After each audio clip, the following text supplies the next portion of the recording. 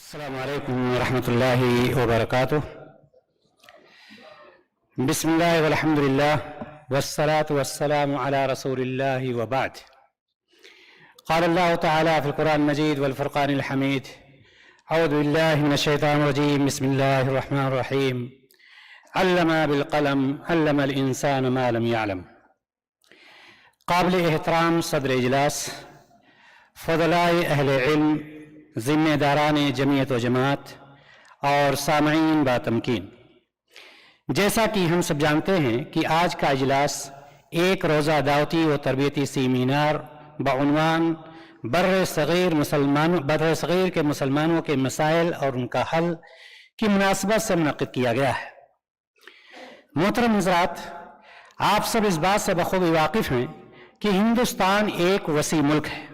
اس کی آبادی اس وقت 1.41 ارب سے تجاوز کر چکی ہے، جس میں مسلمانوں کی آبادی تقریباً 17 سے 20 کروڑ ہے۔ اس میں دنیا کے بڑے مذاہب کے ماننے والے پائے جاتے ہیں۔ ہندوستان میں مختلف زبانیں بولی جاتی ہیں۔ ہندی اور انگریزی کو سرکاری زبان کی حیثیت حاصل ہے۔ یہاں تہذیب، کلچر، طرز زندگی، رہنے سہنے کے ڈھنگ میں بڑا تنوع پایا جاتا ہے۔ مسلمان پورے ملک میں پھیلے ہوئے ہیں۔ ان سب کا تناسب کہیں کم اور کہیں زیادہ ہے۔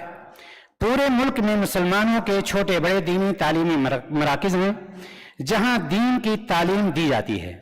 ان میں مرکزی دارالعلوم جامعہ سلفیہ بنارس، جامعہ اسلامیہ فیض عام نوگناتھ بھنجن، جامعہ محمدیہ منصورہ مالیگاؤں، ندوۃ العلماء لکھنؤ، جامعہ اسلامیہ دارالعلوم دیوبند، جامعہ اسلامیہ سنابل دہلی، جامعہ امام ابن تیمیہ مشرق چمپارن بہار اور جامعہ دارالاسلام عمر آباد وغیرہ کو عالمی سطح پر شہرت حاصل ہے۔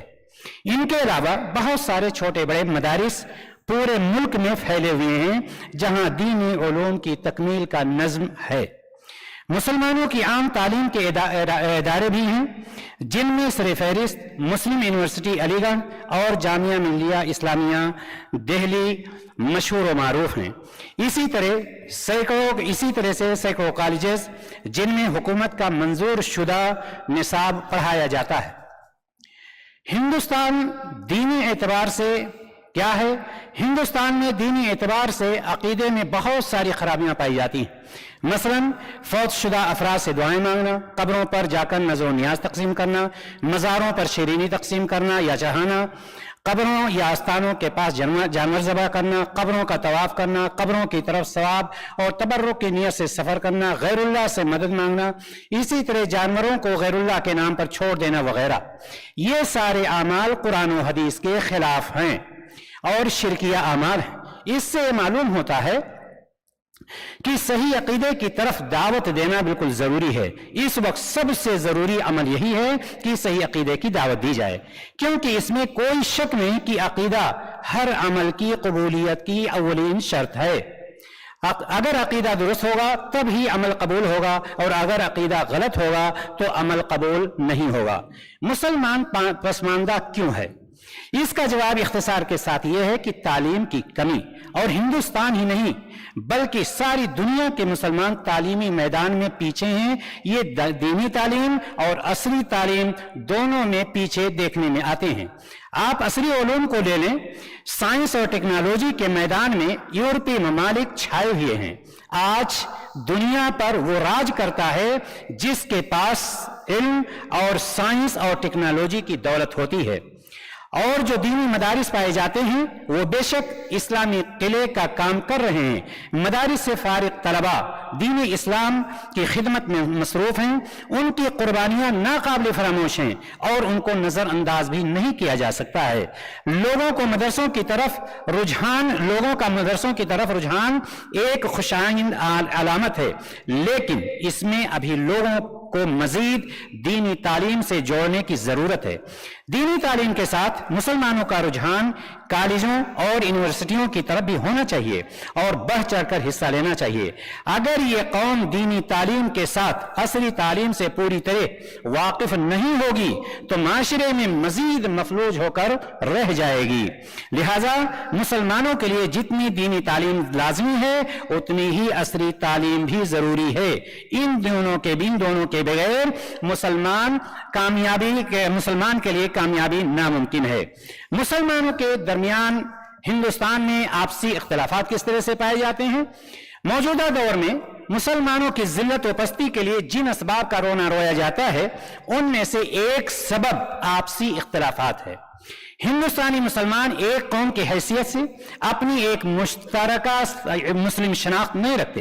वो कई फिरकों में बटे हुए हैं और कोई भी फिरका दूसरे के साथ रवादारी का मुजाहरा करने के लिए बिल्कुल तैयार नहीं है। इसके बरखिलाफ बावजूद तबकाती तकसीम के मुल्क की दीगर अकलियतों जैसे सिखों और पारसियों वगैरह में बिरादरी का इत्तेहाद वाज़ेह तौर पर नजर आता है। और किस तरह से मुसलमान आपसी इत्तेहाद कायम करके इनफरादियत के बजाय इज्तिमाइयत के जरिए रहनुमाई हासिल कर सकते हैं। मोहतरम फज़लाए किराम और सामीन बात तमकीन, आज मुसलमानों की हालत ज़ार इस बात का तकाजा करती है कि तमाम मुसलमान खुसूसन वारिसीन अंबिया इत्तेहाद व इज्तिमाइयत की दावत देने और उसके फजाइल बयान करने के साथ साथ कुछ अमली प्रोग्राम और लाहे अमल भी बनाएं।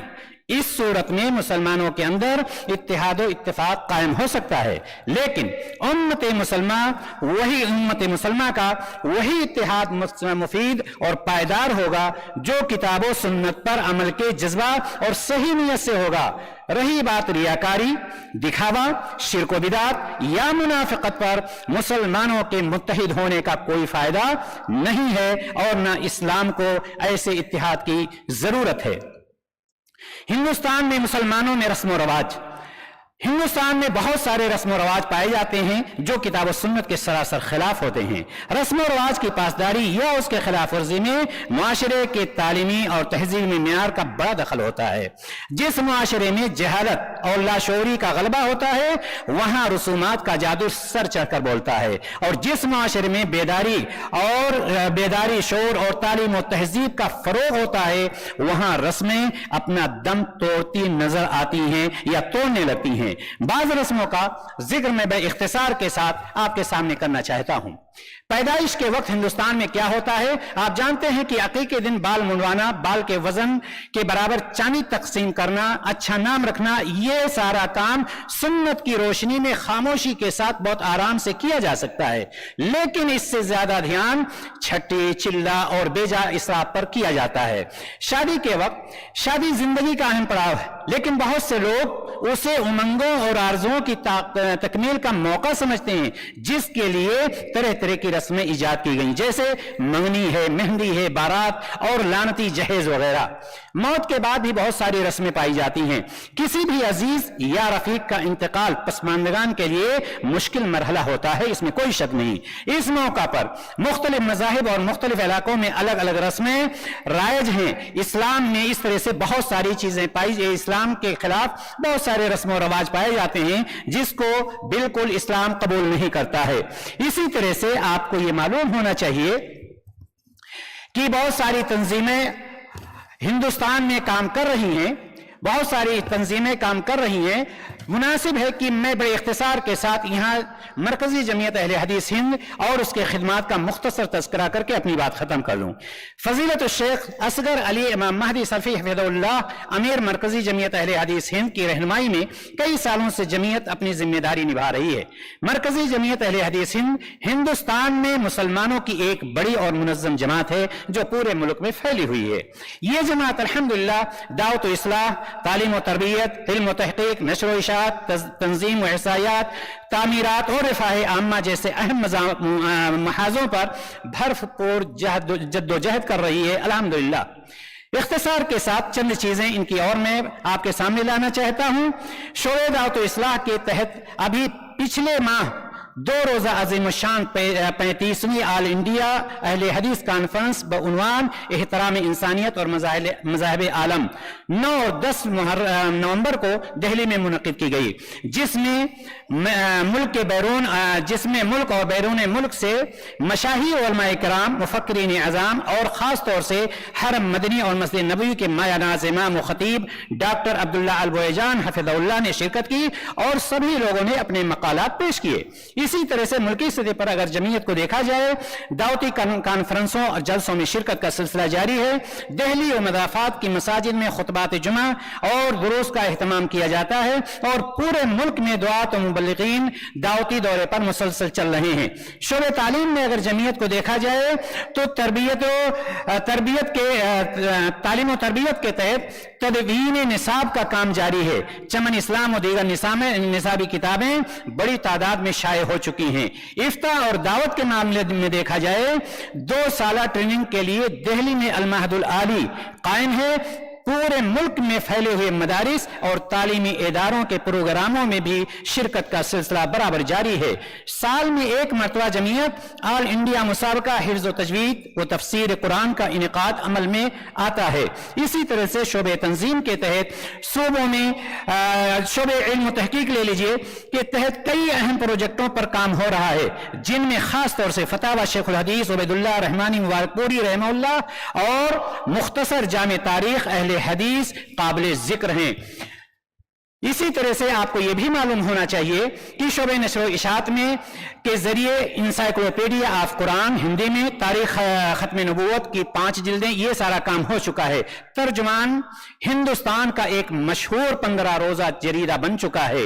اسی طرح شعبہ رفاہ عامہ کے تحت ملک کے مختلف گوشوں میں آفات سماویہ کے موقع پر ریلیف کا کام کیا جاتا ہے، اور تمام اہم قومی و ملی معاملات میں بھی مرکزی جمعیت اہل حدیث سرگرم رہتی ہے۔ اللہ تعالیٰ سے ہم مرکزی جمعیت اہل حدیث ہند اور ہندوستان کی تمام اسلامی تنظیموں کو مل جل کر اتحاد و اتفاق کے ساتھ کتاب و سنت کی روشنی میں اخلاص کے ساتھ دین کی خدمت کرنے کی اللہ تعالیٰ سے ہم دعا کرتے ہیں، اور ہم یہ بھی دعا کرتے ہیں کہ اللہ تبارک و تعالیٰ ہندوستان کے بلکہ ساری دنیا کے مسلمانوں کے حالات کو صحیح کر دے۔ بارک اللہ فیکم۔ السلام علیکم ورحمۃ اللہ وبرکاتہ۔